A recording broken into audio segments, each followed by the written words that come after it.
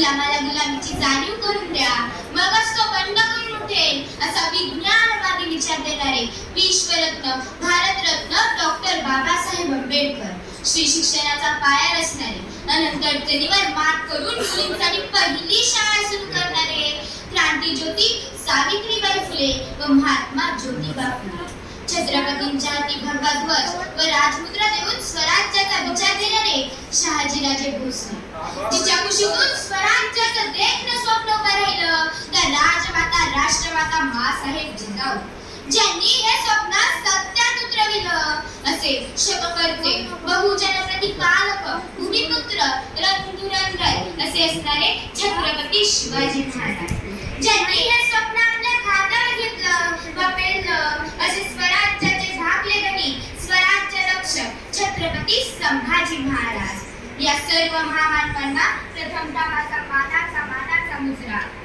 मी गार्गी वैभव झिरपे. मी आज आपल्या समोर संयुक्त महाराष्ट्राच्या चळवळीमध्ये लोकशाहीर अण्णाभाऊ साठे यांचे योगदान या विषयावर प्रकाश टाकण्याचा प्रयत्न करत आहे. शाळेची कोणती इयत्ता पास न झालेले अण्णाभाऊ साठे, शाळेची कोणती इयत्ता पास न झालेले अण्णाभाऊ साठे केवळ ऐकून व दुकानावरील पाट्या वाचून अक्षरज्ञानी झाले. पुढे कामगार चळवळीत सक्रिय झाले. कामगार चळवळीसाठी पोवाडे लिहिली, लोकनाट्ये लिहिली, गीते लिहिली, पुढे कथा कादंबऱ्या लिहिल्या. हे साहित्य अनेक भाषांमध्ये गेले आणि अण्णाभाऊ साठे हे भारतीय साहित्यिक म्हणून नावारूपास आले. भारतीय साहित्यिक म्हणून नावारूपास आले. काही माणसांना यश मिळते पण त्यांचा अंत होतो. काही माणसांना यश मिळते मात्र त्यांचा अंत होतो. तर काही माणसांना अंत झाला पण त्यांना यश मिळाले नाही. तर काही माणसांचा अंत झाला पण त्यांना यश मिळाले नाही. मुळात यश आणि अंत या दोन्ही टप्प्यांच्या मध्ये उभा राहून आपल्या स्वतःच्या काळाचा रक्त आपल्या लेखणीला पाजत मातीखाली दबलेल्या माणसांचे हुंकार ज्यांनी आपल्या लेखणीतून अक्षरबद्ध केले असे साहित्यरत्न साहित्य सम्राट लोकशाहीर अण्णाभाऊ साठे होय. निरक्षर कसा तो जो 1.5 दिवस शाळेत गेला, निरक्षर कसा तो जो 1.5 दिवस शाळेत गेला, केवळ मातंग म्हणून शाळेतून हकलला, केवळ मातंग म्हणून शाळेतून हकलला. याच उद्रेकातून त्याने अवघा समाज आपल्या लेखणीतून मांडला. याच उद्रेकातून त्याने अवघा समाज आपल्या लेखणीतून मांडला.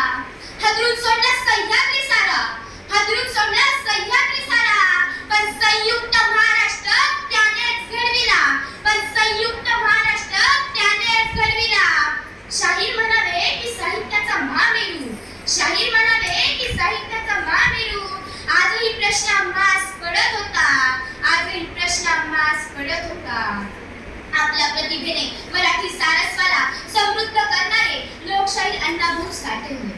सुधारकांचे कर्ते सुधारक व बोलते सुधारक असे 2 गट पडतात. कर्ते सुधारक या गटात मोडून समाजाच्या विषमतेवर धाव घालून समाज परिवर्तनाचे कार्य अण्णाभाऊ साठे यांनी यांच्या उभ्या आयुष्यात केले. अण्णाभाऊ साठे यांचे महाराष्ट्र व मराठी भाषेवर खूप प्रेम होते. हे व्यक्त करण्यासाठी त्यांनी 1947 मध्ये महाराष्ट्राची परंपरा हा पोवाडा रचला. यामध्ये महाराष्ट्र, मराठी भाषा, मराठी माणसं यांच्याबद्दल अभिमान व्यक्त केलेला आहे. महाराष्ट्रातील सह्याद्री गडकिल्ल्यांचे वर्णन करून ते म्हणतात, हा महाराष्ट्र केवळ निवडक लोकांचा बनलेला नसून, हा महाराष्ट्र केवळ निवडक लोकांचा बनलेला नसून तो 18 पगड जाती धर्माच्या लोकांचा बनलेला आहे. तो 18 पगड जाती धर्माच्या लोकांचा बनलेला आहे. असा हा महाराष्ट्र प्राणाहूनही प्रिय आहे. असा हा महाराष्ट्र प्राणाहूनही प्रिय आहे. याच महाराष्ट्राची थोर परंपरा पुढे घेऊन जाण्यासाठी ते असे म्हणतात, रस्त्यावर